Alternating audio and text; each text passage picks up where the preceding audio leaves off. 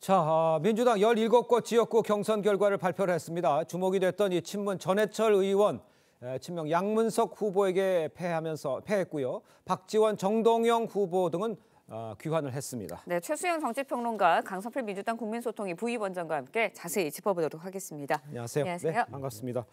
자, 먼저 친문 핵심인 전해철 의원, 양문석 전 방송통신위원회에게 패했죠. 양 후보 비명계 의원을 겨냥해서 수박이라고 조롱했다가 경고를 받았던 이 강성 친명으로 알려져 있습니다. 공천 막바지에 지금 친명 강세가 이어지고 있다, 이렇게 계속 이어지고 있다, 이렇게 봐야 되는데 평가를 어떻게 하십니까? 그러니까 이번엔 정말 그 비명 행사의 완결판이다. 저는 뭐 이렇게밖에 볼 수 없고요. 네. 이렇게 어떻게 초토화가 될 수 있을까라고 저도 사실 좀 의아스러울 정도입니다. 그러니까 네. 이재명 대표는 말로는 계속 시스템 공천 1년 전부터 준비했다고 강조를 하는데 어떻게 이렇게 시스템 공천이 이렇게 정교하게 비명과 친문만 골라내는지 저도 의아할 지경입니다. 네. 지금 사실 지도부 23명은 전부 100% 공천받지 않았습니까? 그러니까요. 시스템 공천이 맞긴 하다는데 어떻게 이렇게 정교하게 피하 구분이 되는 시스템 공천인지 많은 분들이 좀 의아해할 것 같고요. 그다음에 어쨌든 이번 공천에 대해서 저는 이재명의 민주당이 완성됐다고 보는데 이 공천에 대한 평가는 국민들께서 냉정하게 하시자고 생각합니다. 알겠습니다. 네, 전해철 친문의 핵심, 전해철 의원은 탈락을 했지만 또 하나 주목을 받았던 게 박지원, 정동영, 노장 후보들의 귀환 여부였습니다. 그런데 본선행을 가게 됐어요. 5선에 도전을 해요. 네, 그러니까 저는 이 지역은 현역들이 많이 반성을 해야 된다고 생각을 합니다. 네. 그러니까 올드보이들은요 출마하기 전부터 이 물리적인 나이 때문에 많이 부담이 되잖아요. 그런데 예. 현역과 붙어서 본인이 자신이 있기 때문에 결국 출마를 강행을 하는 것이고 예. 또 지역 주민들도 현역과 비교를 자연스럽게 하니까 우리 지역의 발전이 왠지 우리 지역구 국회의원이 조금 부족해서가 아닌가. 그래서 과거에 큰 중진 의원들을 찾게 되는 경향이 생기는 것 같아요. 그래서 예. 그 현역이든 뭐 중진이든 사실 필요가 없어지면 사실 유권자들에게 외면을 당하는데 예. 한 가지 아쉬운 점은 21대 국회의원들 특히 초선들은요 코로나 세대입니다. 그러니까 그렇죠. 아직 지역구에서 자리를 잡지 못한 상태에서 코로나로 인해서 어떤 지역구 활동을 제대로 못한 것이 어떤 패배의 원인으로 분석되기도 합니다. 알겠습니다. 자, 이런 가운데 저 리포트에서도 언급을 해드렸습니다만 이 박 의원과의 경선에서 승리한 이 정봉주 전 의원, 네. 과거 유튜브 방송에서 한 발언으로 지금 논란에 휩싸였습니다.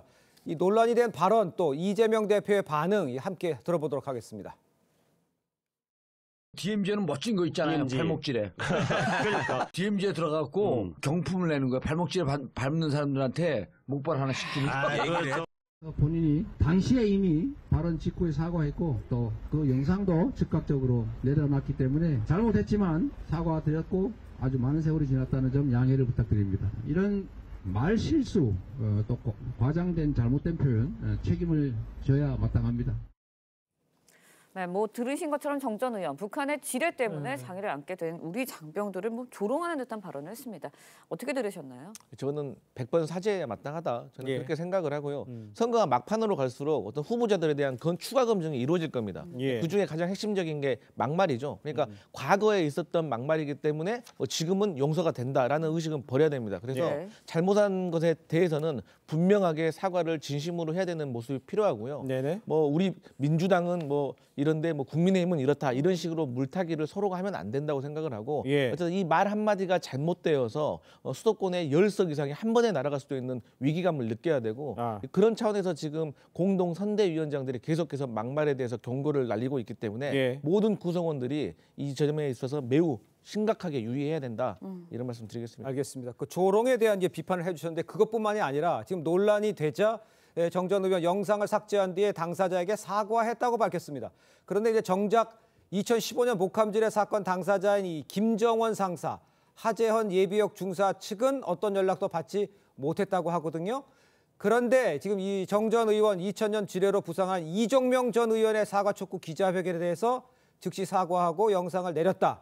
이렇게 이제 한 것이 이제 경향신문에 해명을 한 것까지 나와 있어요. 네. 좀 정리를 해서 그러니까 발언 말고 이 해명하는 과정, 요거를 좀 설명을 해주셔야 될 것 같아요. 그렇습니다. 저는 사과에 무슨 시효가 있습니까? 사과는 시효가 없습니다. 사과는 당사자가 그 사과를 받아들일 때까지 하는 게 그 사과입니다. 그래서 예. 사과의 진정성을 얘기하는데 지금 더더군다나 이 두 분들은 정봉주 전 의원은 사과를 했다고 하는데 이 두 분은 직접 사과를 받은 적이 없다고 해요. 그러면 그러니까요. 이건 사과를 가지고 거짓말을 한 거 아닙니까? 우리가 사실은 어떤 사람의 이슈보다도 이슈를 대하는 태도가 더 중요하다고 얘기하는데 예. 지금 이 정봉주 의원은 이 위기만 모면하면 된다. 이 고비만 넘어가면 된다고 사과를 거짓말까지 하고 있는 거 아닙니까? 예. 근데 이건 매우 심각한 거죠. 우리가 하나의 사안은 우리가 이해할 수 있어도 그것을 가지고 거짓말까지 한다는 사안 이거는 있을 수가 없기 때문에 예. 저는 이 부분에 대해서는 정봉주 후보가 지금 여기에 대해서 명확한 입장을 밝혀줘야 합니다. 예. 그 경향신문에 이제 언급한 내용을 보면 당시 이 발언이 그 목함제 고 사건을 해서 얘기한 건 아니다라고 얘기했는데 조금 구차해 보이기는 하지만 어떻게 보세요? 그러니까 이제 사과라는 것이요 몇 가지 조건이 있습니다. 네. 분명해야 되고요. 또 다른 얘기로 희석을 시키면 안 되는 겁니다. 그러니까 예. 근데 이제 제가 궁금한 점은 정봉주 전 의원이 네. 유선으로 사과를 했다고 하잖아요. 그러니까. 그러면은 이분이 누구인가는 분명히 잘못했다고 전화를 한 것 같아요. 네네. 그러니까 전화한 대상이 누구인지 또 정확히 밝혀야 되고 추가적으로 본인이 사죄하고 있고 반성하고 있으면 당장 오늘이라도 해당자들에게 전화를 하셔가지고 혹은 찾아가는 게 더 좋겠죠. 그래서 지도부와 함께 사과하는 모습을 분명히 해야 된다. 저는 예. 그렇게 보고 있습니다. 알겠습니다. 네. 이재명 대표는 이제 사과를 했고 아주 많은 세월이 지났다. 그러면서 더 문제 삼지 않겠다라는 취지로 말을 했습니다. 일단은 이재명 대표 측에서는 더는 문제 삼지 않겠다고 얘기를 했어요. 물론 민주당 측에서도 경고를 가하긴 했지만 어떻게 보세요? 아니 이재명 대표는 본인이 워낙 말실수를 많이 하고 사과를 아주 수시로 밥 먹듯이 해서 그런지 예. 이게 사과를 너무 쉽게 보는 것 같아요. 그리고 이재명 대표는 무슨 말을 해놓고 또 그럽니다. 그거 내가 진짜 한 말인 줄 아느냐고 또 말을 바꾸기까지 합니다. 네. 그러다 보니까 이렇게 쉽게 보는 것 같아요. 이 사안은요. 국민 정서뿐만 아니라 우리 국군을 모독하는 것이고 아하. 사실 제가 이 2015년 목함지뢰 사건 때 전 청와대 근무했었습니다. 그때 이 사건이 얼마나 심각했냐면은 예. 우리가 북한과의 모든 관계를 끊고 북한이 사과할 때까지 우리는 받아들이지 않겠다고 초강경 모드로 들어갈 때 그 상황이었습니다. 그런 심각한 것을 저렇게 무슨 말하자면은 농담하듯이 저렇게 하는 저 태도를 예. 어떻게 이재명 대표는 저렇게 손쉽게 생각하고 아니 본인이 뭐 사과도 했고 오래 시간이 지났으니까 문제 삼을 좀 없지 않느냐. 예. 이 태도가 저는 이재명 대표의 본인의 어떤 그런 성향과도 좀 밀접한 건지 저도 좀 의아심이 듭니다만은 이런 사과 정도로 국민의 마음을 사로잡을 수 있을지 저는 좀 약간 의문이 듭니다. 사과를 했고 그다음에 아주 많은 세월이 지났다 이렇게 이야기를 한 것에 대해서는 어떻게 보십니까? 같은 민주당 내에서는 어떻게 보나요? 이 상황을? 그러니까 사람마다 사실 생각의 차이는 깊은 것 같아요. 예. 그런데 사실 이 청자가 중요하지 않습니까? 화자가 중요한 게 아니라 그러니까 네. 듣는 사람이 기분 나쁘고 사과를 했다고 했는데 듣는 사람이 아직 마음이 풀리지 않았다면 예. 추가적인 사과가 필요한 거예요. 그러니까 예. 정치인들은 사실 국민 정서법을 더 우선해야 되는 거 아니겠습니까? 그렇기 때문에 이러한 말 한마디 한마디가 신중해야 된다. 예. 이런 말씀 드리고 싶네요. 네. 알겠습니다. 야권 비례 연대에 대해서도 짚어보도록 하겠습니다. 파열음이 좀 커지는 양상을 보이고 있는데요. 그러니까요. 시민단체목 후보 4명 중에 전지의 정영희 후보 사퇴한 데 이어서 임태훈 전 군 인권센터 소장도 경력 기피를 사유로 탈락을 했습니다. 이러다가 그냥 연대가 좀 이렇게 안 되는 거 아니냐, 깨지는 거 아니냐 이런 우려도 나와요. 네, 뭐 그런 우려 충분히 밖에서는 할 수가 있는데요. 저희 내부적으로는 물밑 조율도 하고 있고 무엇보다 어쨌든 더불어민주연합, 그러니까 더불어민주당에서 역할과 책임이 크지 않겠습니까? 예. 그렇기 때문에 무조건 시민단체 몫이라든지 그런다고 해서 저희가 방관할 수는 없다고 생각을 해요. 네. 그리고 이러한 모습들이 자칫 저희 민주당의 정체성까지 흔들릴 수가 있고 예. 이러한 사실 우려가 현실로 조금 드러나는 면이 지금 현재 있습니다. 예. 그렇기 때문에 사실 조국 혁신당에 대한 비례대표 지지율이 많이 옮겨가고 있는 상황이거든요. 그래서 민주당으로서는 앞으로도 추가적으로도 계속해서 검증을 시민사회 목도 검증을 계속 해 나가야 되고 추가적으로 민주당 지지층 내에서도 용해인 기본소득당 비례대표 의원이 네. 2번을 또 비례대표를 한다는 거에서 매우 부정적인 지지자들이 매우 많습니다. 네네. 그렇기 때문에 이러한 것들도 왜 용해인이어만 하는가에 대한 의문이 있어서 예. 이런 것들 추가적으로 확실하게 검증을 해 나가는 모습을 보여야 된다. 그런 말씀 드리겠습니다. 그러니까 전체적으로 그 말이 맞는데 이제 이 건에 관해서는 네. 양심적인 병역을 안 한 것을 병역 기피 이렇게 규정해 버렸다는 것에 대해서 이제 반발하고 있는 것 같아요. 그거는 어떻게 이해를 해야 됩니까? 그러니까 이게 참 어려운 문제인 것 같아요. 예. 점점 사회가 다양화되면서 이러한 목소리에 대해서 우리가 인정하는 분위기도 있지만 또 여기에 대해서 부정적으로 바라보는 시선이 여전히 남아있기 때문에 네. 그러한 것들을 저희가 민주당으로서는 좀 무시할 수가 없었다. 예. 이렇게 보고 있습니다. 네. 알겠습니다. 한편요, 4년 전 이 비례위성정당 소속으로 국회에 입성한 윤미향 의원이요, 국회에서 친북 성향 단체들과 한미 연합 군사 훈련 중단을 촉구를 했습니다. 그 모습 보고 오겠습니다. 남북 관계는 윤석열 정부 들어서서 최악으로 치닫고 있습니다. 남북 간 군사적 긴장은 국민들에게 실질적인 전쟁 위협으로 다가오고 있습니다. 평화를 위협하는 한미 연합 연습을 중단해야 합니다. 네, 윤 의원은 뭐 이제 한미연합훈련을 이제 전쟁 연습이다라고 규정을 했습니다. 네. 이거는 북한과 같은 결의 주장이거든요.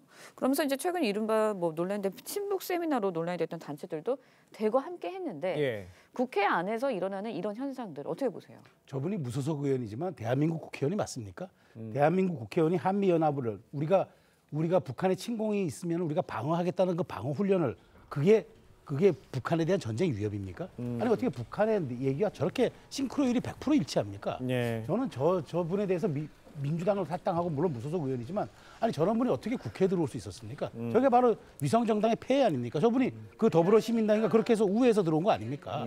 저는 더더군다나 여기에 같이 했던 회의 중에 한반도 평화경제회의라는 단체는 지난번에 그 토론회에서 국회 나온 토론회에서 평화를 위해서라면 북한의 전쟁관도 수용해야 된다고 해서 정말 국민적인 여론이 비난 여론이 들끓었던 그런 단체입니다. 예. 저는 대북 이적 단체까지 그렇게 다 함께하는 저런 세미나가 과연 저게 국회에서 열릴 세미나인지 제가 의문을 제기하지 않을 수 없네요. 어떻게 생각하세요? 네. 저희 민주당은요 한미 연합 훈련을 반대한 적이 한 번도 없습니다. 저희 민주당은 어떤 입장이냐면 어떤 남북 관계 그리고 동북아의 전체적인 정세를 보면서 유연하게 그 시기를 조정을 해야 된다는 겁니다. 그러니까 진행할 때는 진행을 해야 되고 또 연기를 할 때는 연기해야 되는데 참고로 그 트럼프 대통령도 김정은 국방장관을 만났을 때 한미 연합 훈련을 연기했어요. 예. 그러니까 외교 안보라는 것은 항상 원칙도 있지만 거기에 맞게 유연성도 있어야 하거든요. 그래서 저희 민주당은 유연성 있는 어떤 한미 연합 훈련에 찬성을 하는 거지 절대로 한미 연합 훈련에 반대한 적이 없다 이런 말씀 분명히 드리겠습니다. 알겠습니다. 근데 이제 이러한 예. 것이 이제 윤미향 의원이 이런 생각을 갖고 있는데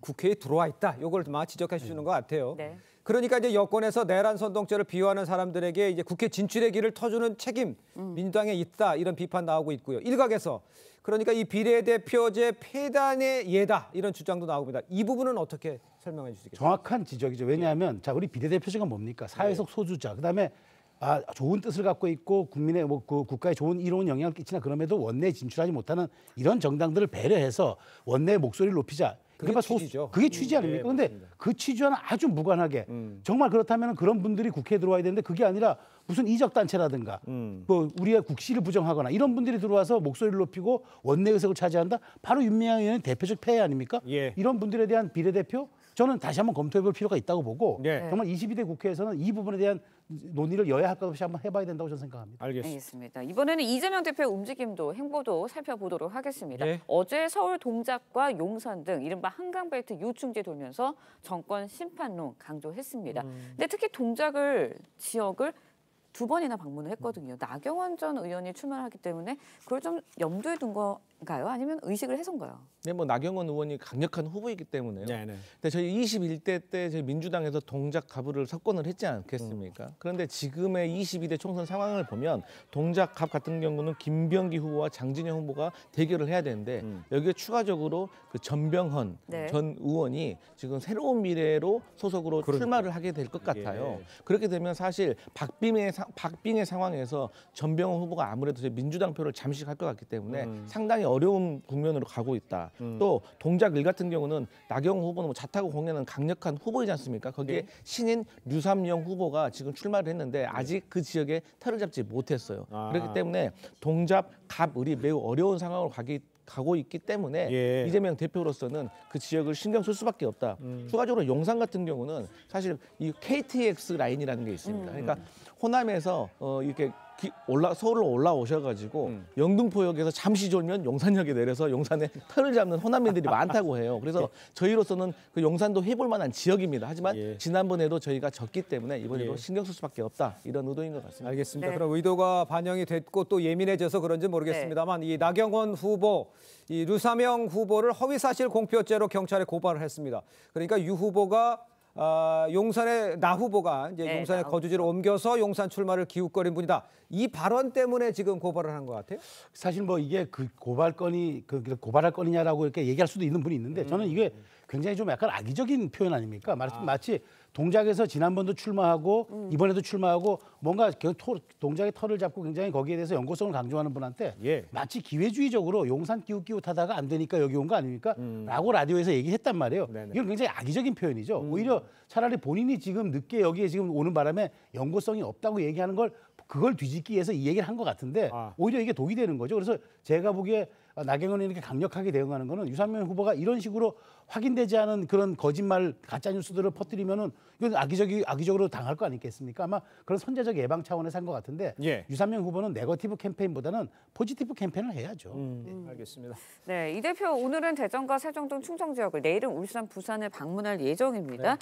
각 지방 핵심 지역 방문할 예정인데 지금 행보들을 보면 계속해서 윤 정권 심판론을 부각시키기 위해서 좀 심판론을 부각시키는 그 논란이 되던 지역들을 계속해서 돌고 있거든요. 맞습니다. 이제 저희 민주당은 공천 파동이 컸지 않습니까? 네. 그래서 지지자들이 많이 흩어져 있어요. 그러면 이 흩어져 있는 지지자를 결집시키고 중도층의 마음을 얻기 위해서는 예. 민주당에서는 이채양명주, 이태원, 최상병 순직, 예. 그리고 뭐 그 양평, 그다음에 명품, 그다음에 명품백, 그다음에 이제 주가 조작 뭐 이러한 것들을 전면적으로 부각시켜야지만 예. 저희 민주당이 아마 총선에서 승리할 수 있는 가능성이 높아지고 있기 때문에 예. 저는 그런 심판론을 불을 붙이기 위해서 노력하고 있는 모습입니다. 이태양명주 또 그래서 네. 둘이 많이 나왔네요. 알겠습니다. 계속해서 이번엔 국민의힘 소식도 좀 살펴보겠습니다. 한동훈 위원장이 공천 재검토를 지시를 했죠. 이 도태우 변호사에 대해서. 그런데 이제 공관위가요, 공천 유지를 결정을 하면서 지금 후폭풍이 이어지고 있습니다. 관련해서 한동훈 위원장 또 민주당 김부겸 선대위원장 발언을 함께 들어보겠습니다. 노태우 후보도 그 입장을 앞으로 따르겠다는 사과를 내기까지는 했죠. 어느 상황에서 제가 그래서 조금 다시 한번 재검토가 필요하다는 판단을 했던 것은 그 문제, 그 발언이 가볍지 않은 발언이라고 생각하기 때문입니다. 재검토를 지시하던 한 위원장은 꽤 멋있었습니다. 그러나 유지로 결정한 오늘의 한 위원장은 대단히 실망스럽습니다. 한동훈 위원장의 공천 재검토 이 지시에도 이 공관위 사과의 진정성을 이유로 들면서 만장일치로 도태우 변호사 공천 유지를 결정을 했죠. 밖에서 봤을 때 또 내용이 또 이제 5.18 관련이었기 때문에 네. 어떻게 보셨습니까? 그러니까 저희 민주당 입장에서는요, 한동훈 비대위원장을 비난을 하면서도 한편으로는 새로운 신인 정치인이기 때문에 기대를 많이 하는 면들이 있습니다. 도태우 후보에 대해서? 아니요, 한동훈 비대위원장. 한동훈 비대위원장에 대해서. 예. 왜냐하면 이런 분들은 기존의 정치권과 다른, 그러니까 잘못을 했을 때는 또 잘못했다고 인정을 하는 모습, 예. 본인이 아니라고 생각하는 거에 대해서는 국민 눈높이도 중요하지만 싸울 수 있는 전투력을 기대를 했었어요. 네. 그런데 지금의 상황을 보면은 본인께서도 광주를 가셔서 5.18 정신에 대해서 존중을 하고 또 네. 헌법 전문에도 수록을 해야 된다라는 어떤 모습들을 보이면서 지난번 대선에서도 윤석열 후보에게 많은 표를 몰아줬던 광주 시민들에 대한 예의를 지키는 듯한 모습을 보였습니다. 네. 그런데 도태우 후보가 어떤 이 5.18과 관련된 어떤 저희 입장에서 막말이라고 할 수가 있겠죠. 이런 모습을 보였는데 이거에 대해서 공천에 대해서 한번 다시 한번 재검토를 해라 했을 때 역시 한동훈 위원장은 기존의 국힘 지도자들과 좀 다른 모습이 있구나라고 기대를 했는데 네. 결국에는 공천이 유지되는 모습을 보이면서 한동훈도 어쩔 수가 없나? 그리고 TK 민심 하나 때문에 전체적인 수도권의 열석을 날릴 수도 있다는 걸 모르나? 그리고 저희 입장에서는 결국에는 이러한 모습들이 그 서울에 있는 호남과 민주당의 지지자들을 결집시키는 현상을 볼 수가 있다. 예. 그래서 저는 국민의힘이 이 문제에 대해서 기민하게 대응해야 될 것이라는 경고를 하고 싶습니다. 네, 한동훈 위원장 일단은 내일 호남을 방문할 예정입니다. 총선 한 달도 남지 않았는데 도태우 변호사 공천 유지로 결정이 되면서 일단은 비판 여론이 일고 있기는 건 사실이에요. 그렇습니다. 그러니까 부적절한 발언이고 어쨌든 본인이 이제 2차에 걸친 사과를 했지만 더군다나 이제 5.18 그 정신을 헌법에 수록하겠다고 한 입장도 물론 본인도 따르겠다고 밝혔는데 저는 어쨌든 이게 중도층 표심에 좀 영향이 있을 거라고 봐요. 그래서 저는 이렇게 이제 사과를 해서 그다음에 경선 시스템을 통과해서 온 후보니까 우리가 예. 다시 기회를 주겠다. 이거 뭐 당의 결정이니까 저는 존중하는데 이것보다도 저는 조금 더 나가야 된다고 봐요. 그러니까 뭐냐면 도태우 후보 같은 경우는 기자회견을 연다든가 해가지고 예. 자신의 공식적인 입장을 대국민 선언식으로 한번 해야 되고 그다음에 만일 이러한 유사한 일이 발생했을 때는 저는 반드시 국회의원이 되더라도 정계 은퇴하겠다. 그리고 정치를 떠나겠다라는 그 정도의 각오를 밝혀줄 때 예. 저는 조금 더 이게 진정성 있게 받아들이고 예. 당의 부담도 좀 덜어주는 일이라 생각합니다. 왜냐하면 이 부분이 국민들은 대중이라는 것은 어떤 그 감정의 기제에 매우 민감하게 움직이는 부분들이 있기 때문에 네네네. 더더군다나 선거가 이제 3주밖에 안 남은 상황에서는 그렇습니다. 이런 부분들이 좀 더 심각하게 고려돼야 할 것이라고 생각합니다. 그러니까 네. 한동훈 비대위원장이 이제 어떤 멘트를 하게 될지도 이제 관심인데 이 결과에 대해서 자 이런 상황에서 한동훈 위원장 내일 호남을 방문합니다. 이 국민의힘이 그동안 호남 민심 잡기에 공을 들여왔는데 이 도태우 변호사 논란으로 이 부정적인 영향을 미칠 가능성 이런 우려 이런 것도 나오고 있는 건 사실인 것 같아요. 네. 그러니까 호남으로 방문하는 한동훈 비대위원장의 일정에 대해서 제가 사실 좀 걱정돼요. 그러니까 지금까지는 그래도 광주 시민들이 이제 국민의힘의 지도부가 오잖아요. 네. 그러면 이제는 조금 자연스럽게 받아들이는 모습들이 있었습니다. 그동안 이준석 대표 때부터 계속해서 왔기 때문이죠. 예. 그런데 이번에 한동훈 비대위원장이 또 광주 방문을 앞두고 있기 때문에 도태우 변호사에 대해서 확실한 조치를 취할 거라고 기대를 했는데 어쨌든 이게 유지되는 모습을 보면서 아 결국에는 어떤 TK의 민심이 호남의 민심보다 더 앞서는구나. 결국에는 어떤 5.18에 대한 어떤 진정성이 없었구나. 거기에 대한 국민의힘의 어떤 속내는 이런 거였구나라는 실망을 금치 않을 수가 없다. 이런 말씀 드리겠습니다. 알겠습니다. 자, 근데 이제 국민의힘의 이제 또 다른 설화 리스크도 이제 불거져 있는 상황이죠. 이 대전 서구갑에 출마하는 이 조수연 후보의 과거 SNS 발언이 지금 논란이 되고 있습니다. 백성들 이걸 제가 말로 다 옮겨야 될지 모르겠습니다만 일제 강점기가 더 살기 좋았다 이런 멘트였었어요. 글쎄 이제 양쪽 공이 양쪽이 다 이제 설화에 휩싸이니까 굉장히 조심해야 되는 시기인 것만은 맞아 보입니다. 제가 이걸 보면서 저는 속담 하나가 떠올랐어요. 네.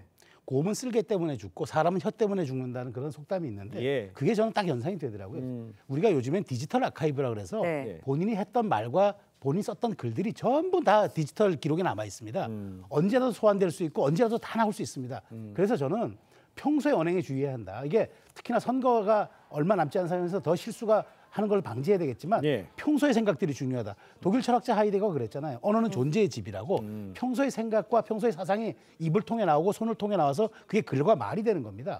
그런 것들을 정말 유념하고 이건 선거 때가 아니라 평소의 생각들이 묻어난다. 이걸 항상 유념해야 될 것 같습니다. 네, 한동훈 위원장 그러면 오늘은 낙동강 벨트로 분류되는 부산과 김해를 찾습니다. 뭐 서병수 의원, 조혜지 의원, 당 중진들이 어쨌든 출마를 하게 된 지역입니다.